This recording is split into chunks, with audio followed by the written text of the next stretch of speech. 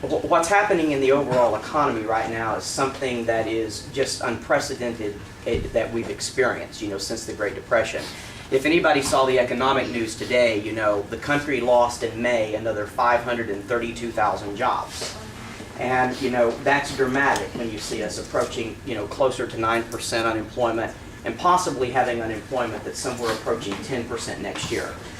And the ripple effects of all that we see with people who can't pay their mortgages now, of people who are having problems, sending their kids to school, paying their normal bills, having gas prices and all go up again.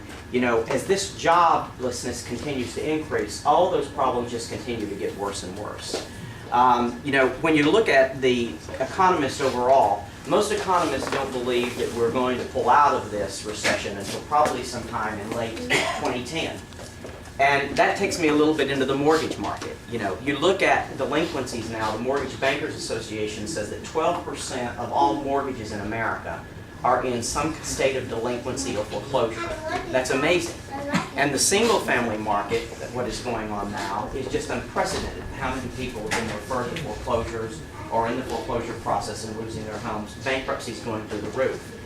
And not only do you have the jobless rate that's affected that, but you also have this increasing inventory of properties that have been real estate that have been foreclosed on, that have been they're now in an inventory, and they're trying to sell those, which is having the effect of driving down home prices throughout the rest of the country, because you've got all these foreclosures, and you all know who work in the real estate agency.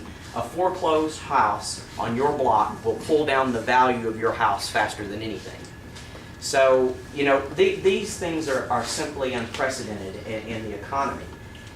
When you take a look at the rest of 2009 and then 2010, most economists believe that we're going to continue to see home prices decrease another 10 to 12% through 2010. Well, you look at what's happened to the baby boomers who had all of that wealth stored up in their house all those years and were looking forward to selling those houses and using some of that money to live on as they sold those houses during their retirement years. They had a 40% decrease in their IRA and their 401k accounts. And it makes you wonder, what are we going to do as a nation to get us back to some kind of economic stability? When you look at the stimulus money that the federal government is spending now, it's a lot of tax money, your and my tax money, that is being spent, and a lot more of our future money that is being borrowed. And so as you look at $787 billion in stimulus, you look at what's happening to the Federal Reserve's balance sheet, you look at what's happening to the Treasury balance sheet that is being inflated to the degree that we've not seen in a long time. And we can't just simply worry about getting ourselves out of the economic problems we're in now through stimulus, but we've got to think, what are the repercussions of this 12 months, 18 months, 24 months down the road from now? And if you all who've been in the mortgage market followed it just in the past week, because of all the borrowing that the federal government is doing, we've seen interest rates go up a half of a point, about 50 basis points in the last week. Well, what does that do to people who are trying to refi now? It's shutting them out of the market. What is it doing to people whose mortgages are getting ready to reset because they had a 3 or a 5 year or a 1 year arm? It's getting ready to increase their cost of borrowing again and potentially send them into foreclosure. We simply have to do something both in the state, in the Commonwealth of Virginia, and in this country to get us back on a more solid financial footing again.